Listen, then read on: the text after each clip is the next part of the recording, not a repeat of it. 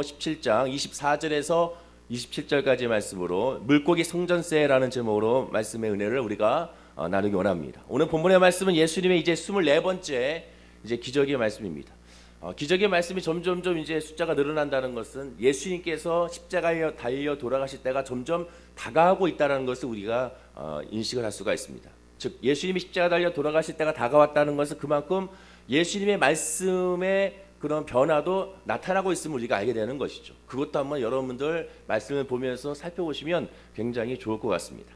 자, 오늘 이 본문 말씀은 오직 마태복음에만 기록되어 있는 말씀입니다. 근데 의외로 많은 성도님들이 오늘 본문의 말씀이 성경에 있었는지에 대해서도 굉장히 몰랐다는 분들이 좀 있는 것을 우리가 보게 됩니다.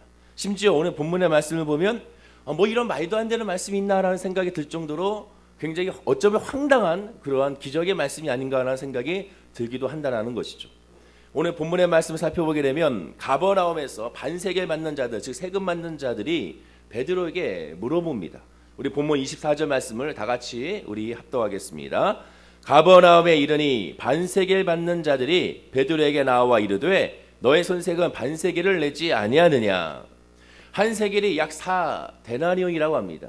한 데나리온은 예수님 당시에 하루 노동자 품삯이라고 하죠. 그래서 한 데나리온은 한 사람의 하루의 품삯이니까 우리가 오늘날로 계산해 보면 약 한 10만 원 정도라고 계산하면 어떨까 하는 생각이 들게 됩니다. 그러면 반세겔이면 이 데나리온이니까 얼마냐? 결국 약 20만 원 정도 되는 그러한 세금을 내게 되는 것이죠. 즉 이 여기서 말하는 이 세금 받는 자가 거둬들이는 돈은 약 20만 원이다라고 생각하면 될 것 같습니다. 자, 그런데 너의 스승인 예수님이 이러한 세금을 내고 있는지를 지금 이 사람이 묻고 있는 것입니다. 그러자 베드로가 대답하기를 단순하게 그렇다라고 대답합니다. 그리고 베드로가 집에 들어가서 예수님이 기다렸다는 듯이 베드로에게 세금을 내려가면서 직접 그 돈까지 기적을 통하여 마련해 주는 것을 우리가 보게 되는 것이죠. 오늘 본문 27절 말씀을 다 같이 우리 합독하겠습니다. 시작. 그러나 우리가 그들이 실족하지 않기 위하여 내가 바다에 가서 낚시를 던져 먼저 오르는 고기를 가져 입을 열면 돈 한 세겔을 얻을 것이니 가져다가 나와 너를 위하여 주라 하시니라. 낚시를 던져 먼저 오르는 고기를 잡았을 때 거기에 입에 바로 이 한 세겔의 돈을 얻을 것이니 그렇게 해라. 그리고 그것을 가지고 세금을 내라라고 말씀하게 됩니다. 마치 정말 만화와 동화 같은 그런 말씀을 하고 있는 것 같습니다. 그러나 이 말씀은 사실인 것이고 기적은 실제 일어났던 하나님의 말씀인 것이죠. 자, 그러면 이 기적의 뜻이 무엇일까를 우리가 한번 묵상해 봐야겠습니다. 언뜻 보면 본문이 교회와 또한 목회자에게도 세금을 내야 한다는 그런 뜻으로 비칠 수가 있습니다. 물론 그렇게 적용해도 큰 문제는 없을 것입니다. 그러나 본문 말씀을 자세히 우리가 읽어보게 되면 전혀 다른 주제로 두 개의 주제로 우리에게 지금 말씀하시는 뜻을 우리가 알 수가 있습니다. 먼저 우리가 알아야 될 것은 세금 받는 자가 말한 이 반세겔의 세금은 유대인들이 자치적으로 성전의 청소와 수리를 위하여 내고 있는 세금은 곧 성전세를 의미하는 것을 알 수가 있습니다. 즉 오늘날 이슈가 되고 있는 뭐 교회나 또한 목회자에 내는 세금을 의미하는 것과는 전혀 다른 세금인 것을 알게 되는 것이죠. 지금으로 치면 교회에 내는 헌금 중에 성전을 건축하는 헌금 내지 성전을 수리하는 헌금을 특정 목적을 가지고 내는 그런 헌금이라고 할 수가 있는 것이 바로 지금 내고 있는 성전세의 목적이 되게 되는 것입니다. 그리고 이 성전세는요, 모든 이스라엘 백성이라면 누구나 20세 이상의 성인 남자라면 누구나 의무적으로 다 내야 되는 세금이 바로 이 성전세인 것을 우리가 알 수가 있게 됩니다. 자, 그런데 유대인이라면 무조건 이 성전세를 내야 되는 것이 당연한 것인데 자발적으로 내고 있는 것이 또한 이 성전세인 걸 당연히 알고 있는 것인데 유독 지금 예수님에게만 이 성전세를 내고 있는지를 물어보고 있는 것에 우리가 주목해 봐야 됩니다. 아무래도 다시 한번 성경 말씀 우리가 한번 읽어봐야겠습니다. 다시 본문 24절 말씀을 우리 천천히 한번 읽어보겠습니다. 시작. 가버나움에 이르니 반세겔 받는 자들이 베드로에게 나와 이르되 너의 선생은 반세겔을 내지 아니하느냐. 당시 세금을 거두는 사람이라면 그래도 똑똑한 사람이 세금을 걷게 하실 것이고 또한 영성에서나 지성에서나 평균 이상의 사람을 분명히 세금을 걷게 했을 것입니다. 그만큼 똑똑한 사람을 시킬 수밖에 없는 것이죠. 즉 쉽게 말해 무식한 사람에게 세금을 거두는 일을 시키지 않았을 것입니다. 근데 그런 사람이 질문하기를 굉장히 무식한 질문을 하는 것 같습니다. 너의 선생은 반세겔을 내지 아니하느냐라고 부정적인 의문문으로 지금 질문하고 있는 것입니다. 이미 안 낼 것이라는 전제하에 너의 스승 예수는 성전세를 내지 않지라고 그렇게 지금 묻고 있는 것입니다. 이 질문이 어떤 뜻이냐면 이 질문은 굉장히 무례한 뜻이 됩니다. 왜냐? 아까 제가 말씀드린 것처럼 성전세는 이스라엘 백성이라면 누구나 내는 성전세입니다. 이스라엘 백성이라면 누구나 하나님 앞에 그것도 자발적으로 내는 세금이 이 성전세인 것을 우리가 인식을 해야 되는 것이죠. 더 쉽게 얘기해서 이스라엘 백성이라는 것은 항상 이 성전세를 내는 것에 자부심을 갖고 기쁨으로 내고 감사함으로 내고 하나님의 선민이라는 그런 사상 가운데서 자부심과 그 다음에 굉장히 큰 감사로 낼 수밖에 없는 그러한 성전세라는 것입니다. 자, 그런데 이 사람이 지금 이렇게 질문하는 것은 당신은 성전세를 내지 않지라고 묻는 것은 예수는 성전세를 내지 않냐고 묻는 것은 당신은 유대인이 아니지, 너의 스승은 유대인이 아니지, 너의 스승은 여호와 신앙을 갖고 있지 않지, 하나님을 믿고 있지 않지라는 의미와 똑같은 의미가 이 안에 담겨져 있는 것입니다. 그런데 베드로는 이 질문을 아주 그냥 가볍게 여겨서 네, 우리는 내고 있습니다라고 25절에 이르되 내신다라고 짧게 말했습니다. 그러나 예수님은 어떤 분이십니까? 하나님은 우리의 마음의 중심을 보시는 분이시죠. 마음의 중심을 보는 분이기 때문에 질문자가 왜 이렇게 질문했는지 그 의도를 정확하게 알고 계셨습니다. 왜 이 질문했는지 그 의도를 정확히 파악하셨습니다. 그래서 야, 이거는 그냥 넘길 문제 아니라는 것을 예수님은 아시고 전혀 뜬금없는 그런 말씀을 예수님은 지금 하시는 것 같다는 그런 느낌을 받을 수밖에 없는 이유가 바로 여기 있는 것입니다. 우리 25절 말씀을 다 같이 한번 합독하겠습니다. 25절입니다. 시작. 이르되 내신다 하고 집에 들어가니 예수께서 먼저 이르시되 시몬아 내 생각은 어떠하냐? 세상 인간들이 누구에게 관세와 굿세를 받느냐? 자기 아들에게냐 타인에게냐? 지금도 그러하지만 유대인이 가장 유대인다운 본질이 바로 무엇이냐? 여호와를 믿는 신앙입니다.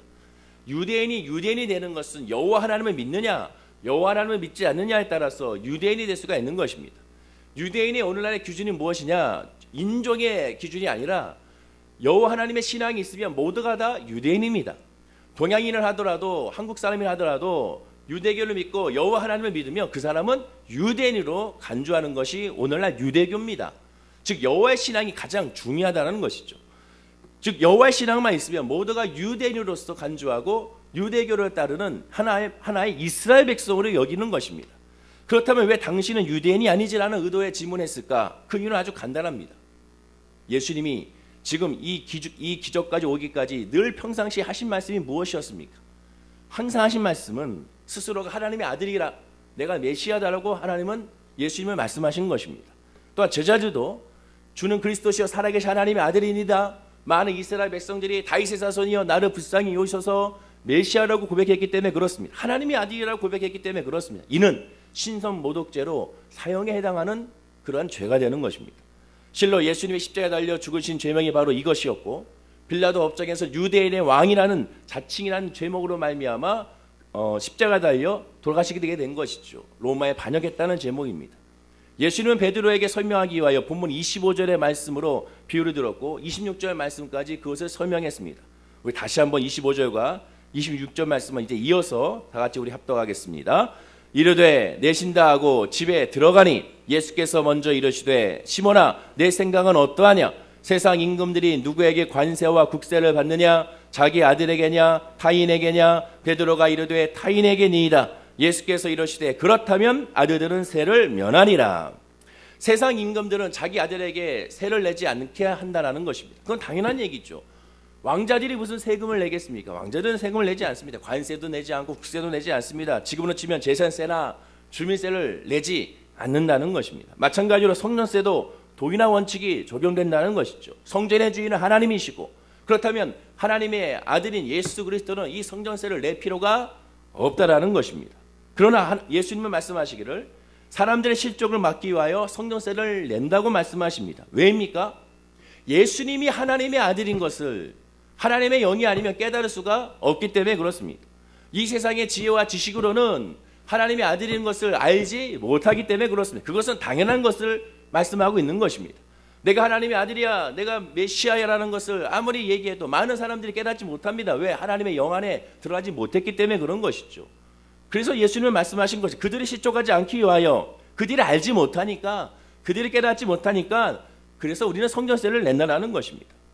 그러면 반세계 받은 자의 의도가 그 질문의 의도가 다 드러나게 된 것이죠. 평상시에 예수님이 하나님의 아들이라고 했으니 세금을 내지 않았을 것이라는 것을 확인한 것입니다. 아, 맨날 하나님의 아들이라고 했으니까 저 사람은 세금을 내지 않았겠구나라고 그렇게 말을 하게 된 것이고, 그것을 확인해 보고 싶었던 것이죠. 정말로 세금을 내지 않으면 신선 모독죄가 되니까, 세금을 내지 않았다면 신선 모독죄로 바로 예수 그리스도를 잡아다 가둬서 죽일 수 있는 근본적인 원인을 또한 제공할 수 있다고 생각해서 그것을 하기 위하여 함정을 파고 성전세를 내지 않지라고 그렇게 물어보게 된 것입니다. 그러나 예수님은 간접적으로 그 의문에 대해서 그런 말씀한 것이 분명히 사실이라고 시인한 것이죠. 예수님 하나님의 아들이라는 것입니다. 그리고 말씀하신 것처럼 예수님이 귀 있는 자를 들을지어다라고 말씀하신 것처럼, 난 하나님의 아들이고 성전세를 낼 필요가 없으나 성전세를 내는 것은 그들이 깨닫지 못하기 때문이다. 귀는 있으나 듣지 못했기 때문이라고 예수님은 그들에게 말씀하신 것입니다. 그럼 하나 더 궁금한 것이 생깁니다. 그러면 어떤 실족을 막기 위하여 이렇게 말씀하신 것인가? 세금을 안 내게 되면 돌로 처형당할까 봐 두려워서 그렇게 말씀하신 것인가? 그것이 아닙니다. 지금 세금을 거두는 시점을 한번 주목해 봐야 되는데, 세금을 거둬들이는 지금 이 시점이 십자가에 달리시기 딱 한 달 전입니다. 성전세를 내는 것은 유월절이 있기 딱 한 달 전, 1년에 딱 한 번 성전세를 내게 되어 있습니다. 그렇다면 지금의 이 시점은 예수님이 십자가로 돌아가시기 바로 한 달 전의 시점인 것을 우리가 보게 됩니다. 만약 예수님이 성전세를 바친다면, 어떻게 되는지 성전세를 바치지 않는다면 성전세의 그 제도를, 즉 하나님의 말씀의 율법을 부인하게 됩니다. 그러나 예수님은 어제 말씀드린 것처럼 율법을 폐하러 오신 것이 아니라 율법을 완성하러 오셨죠. 율법의 부인이 아니십니다. 만약 성전세를 내지 아니하신다면 성전만이 아니라 시내산에서 여호와 하나님의 말씀의 율법을 부인하는 꼴이 됩니다. 여호와의 신앙을 부인하는 꼴이 됩니다. 구약 성경의 말씀을 부인하는 꼴이 됩니다. 모세의 오경의 말씀을 부인하는 꼴이 됩니다. 그러면 그 말씀을 부인하는 것은 결국 메시아의, 하나님의 아들의 약속의 말씀, 메시아의 말씀도 스스로가 부인하는 꼴이 되고야 마는 것입니다. 결과적으로 자기도 부인하는 것이죠. 하나님의 아들이라는 신분적 권세로 성전세를 내지 않아도 되었습니다. 그러나 오히려 하나님의 아들임을 입증하기 위해서라도 그 성전세를 예수님은 내신 것입니다. 그들은 알지 못하니까. 즉 하나님의 사람은 육신의 사람과 다르다는 것입니다. 마태복음 22장 21절의 말씀처럼 가이사의 것은 가이사에게, 하나님의 것은 하나님께 드려야 한다고 말씀하는 것처럼, 하나님의 사람은 모든 것 가운데 하나님이 원하시는 것도 해야 되지만 세상 사람들이 봤을 때 당연하게 여기는 상식적인 일도 해야 한다는 것을 말씀하게 되는 것입니다. 하나님의 믿음 안에 있으면 상식적인 것을 통용해야 되는 것인데, 그것을 하지 않는다면 하나님의 사람이 또한 아니라는 것을 말씀해주고 있는 것이죠. 그런데 더 중요한 본문의 내용이 오늘 본문에 숨어져 있습니다. 예수님은 베드로를 어떻게 대우하셨는가? 너무나도 놀랍고 황송하게도 예수님과 같은 동격으로 대우하셨습니다. 본문 26절에 보면, 그렇다면 아들들은 세를 면하리라. 그렇다면 아들은, 나는 세를 면하리라.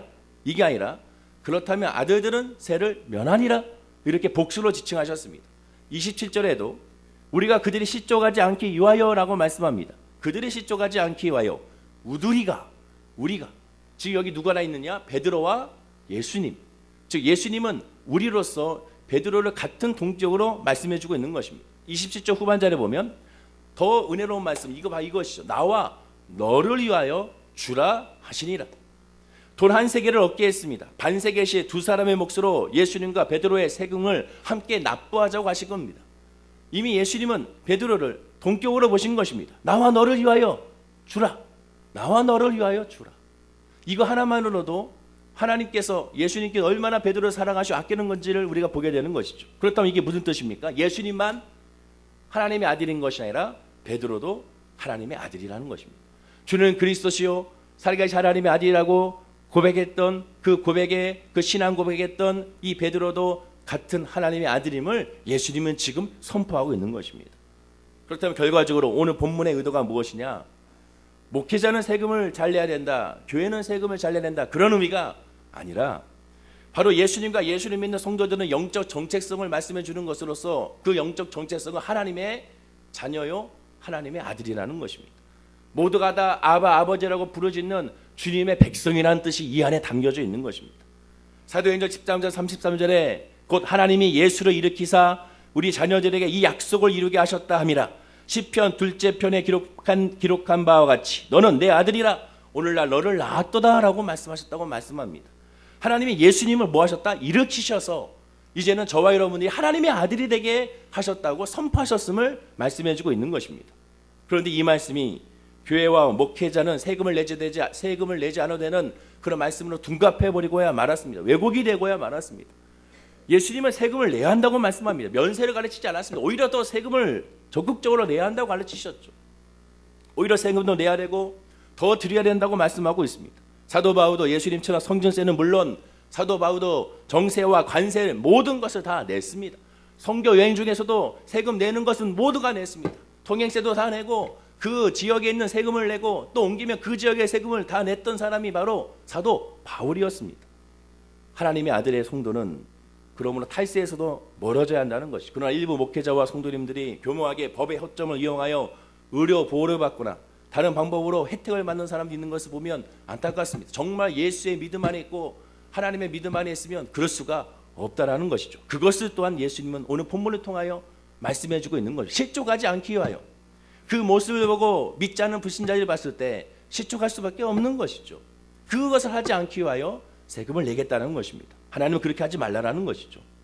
예수님의 십자가에 달리시기 겨우 한 달 남짓 남았는데 성전세를 내시고 또 베드로에게 그렇게 하라는 이유를 가르치셨습니다. 솔직히 이제 예수님의 죽으시 한 달 남짓이시면 예수님 모르시겠습니까? 한 달 있다가 내가 십자가 달려 죽으심을 예수님은 다 알고 계십니다. 십자가에 처형 나간 자의 세금 미남을 아무도 뭐라 할 사람이 없다라는 것입니다. 당시에도 세금을 내는 납부기한이 있었습니다. 2달의 기간을 줬죠. 즉 유월절 전 한 달, 유월절 이후에 한 달에서 성전세를 납부할 수 있는 기간을 허용했고요. 유월절이 지나서 한 달 후에 납부하게 되면 역시 지금과 똑같이 가산금을 붙여서 성전세를 납부하게 했습니다. 그럼 예수님이 한 달 있다 십자가에 달려 돌아가시면 성전세를 납부할 필요가 없습니다. 왜? 십자가에 달려 돌아가시기 때문에 납부하지 않아도 아무 상관이 없습니다. 그러나 예수님은 그렇게 하지 않으셨다는 것입니다. 그럼에도 베드로에게도 말씀하십니다. 성전세를 내고 그리야 하는 이유가 내가 바로 하나님의 아들이기 때문에 성전세를 더 내야 한다는 것입니다. 하나님의 정권대사요 예수님의 형제로서 빛과 소금의 역할을 감당하는 사람은 이 세상의 상식과 이 세상의 법칙에서도 따라줘야 한다는 것이죠. 왜? 그들을 실족하지 않게 하기 위하여. 예수 믿는다는 것은 그러므로 실로 엄청난 일이며 하나님의 아들이 된 것을 선포하는 것이 예수 믿는 하나님의 자녀의 모습이라는 것입니다. 복음의 작가라고 할 수 있는 C.S. 루이스는 복음서를 보면 2가지의 반응을 느낄 수 있다라고 말합니다. 첫째는 복음서를 읽고 성경을 읽고 예수는 미쳤구나 라고 말하는 반응과, 두 번째는 예수님이 말씀하신 그대로 하나님의 아들이었구나 라는 것을 느끼는 반응이라는 겁니다. 즉 성경 말씀을 읽고 예수 그리스도를 믿느냐, 성경 말씀 읽고 예수 그리스도를 믿지 않느냐, 이 2가지의 반응밖에 없다라는 것이죠. 성도들도 마찬가지입니다. 예수 그리스도를 말씀을 보고 예수 그리스도의 말씀을 듣고 정말 불신자를 봤을 때 완전히 이상한 사람들로 여겨지던가, 어떻게 예수 믿는 사람들은 저렇게 생활하지, 예수 믿는 사람은 어떻게 저렇게 기쁘지, 저렇게 평안하지, 이상하게 여기는 거나, 아니면은 전혀 그들이 봤을 때는 예수 믿는 사람이나 예수 믿지 않는 사람이나 전혀 상관이 없구나라고 느끼거나, 이 둘 중에 하나밖에 없다라는 것입니다. 우리 모두는 하나님의 아들이기 때문에 하나님의 진정을 알고 따르는 자라는 평가를 우리가 다 들어야 되는 것입니다. 오늘 말씀의 이 기적은 그것을 우리에게 나타내 주는 것이죠. 너의 정체성이 무엇이냐? 하나님의 아들이다. 하나님의 아들이면 어떻게 되는 것인가? 이 세상에서도 하나님의 아들인 것을 그들에게 선포하고 보여줘야 한다는 것이죠. 그것이 믿음이 있으니까 그 믿음 안에서, 교회 안에서만 하나님의 아들로 보이는 것이 아니라 불신자들에게 하나님의 아들임을 보이고 하나님의 자녀임을 보이고 빛과 수금을 보이고 또 비추고 짠맛을 내게 하는 것이 바로 하나님의 뜻이고 하나님의 목적임을 성경은 우리에게 말씀해주고 있는 것입니다. 오늘 이 말씀을 여러분들 기억하셔서 나는 과연 누군가? 나는 과연 하나님의 아들인가? 나는 과연 하나님의 아들로서 삶을 살고 있는가를 다시 한번 살펴보고, 그렇지 못하면 주님께 그런 믿음이 달라고, 그런 은혜를 달라고 기도하는 저와 여러분들이 되어야 될 줄로 믿습니다. 또한 하나님의 아들이면 하나님께서 모든 것을 다 책임져 주신다고 말씀해주고 있습니다. 하나님의 아들이면 주께서 모든 것을 인도하신다고 말씀합니다. 하나님의 아들이면 주께서 그 모든 삶 가운데 주권적으로 해결해 주신다고 말씀하고 있는 것입니다. 하나님의 아들이면 하나님의 아들이 뭐가 있습니까? 권세가 우리에게 있다고 말씀하고 있습니다. 그 믿음으로 말미암아 기도하시고 그 믿음으로 선포하심으로 말미암아 큰 은혜와 큰 응답과 큰 복을 받는 우리 모든 성도님이 되기를 간절히 축원하고 기도드립니다. 기도하겠습니다. 하나님 아버지 감사합니다. 하나님의 아들임을 깨달아 알고 그런 영적 정체성으로 주님께 기도하며 간구하는 우리 모든 성도님들의 모습이 되게 하여 주시옵소서. 하나님의 아들이기 때문에 이 세상에서도 하나님의 아들로서의 빛과 소금의 역할을 감당하며 이 세상에서도 하나님의 의를 드러내는 하나님의 도구임을 잊지 아니하게 하여 주시옵소서. 믿는다면서 세상의 법을 이용하거나 믿는다면서 세상의 법을 악용하는 그러한 모습을 갖는 것이 아니라, 그런 말미암아 보신 자들이 시족하게 하는 것이 아니라 오직 하나님의 말씀과 하나님의 뜻 안에서 세상의 법도 잘 순종하고 적용할 수 있는 믿음의 성도가 될 수 있도록 하나님이여 인도하여 주시옵소서. 감사드리며 예수님의 이름으로 기도드립니다. 아멘. 하늘에 계신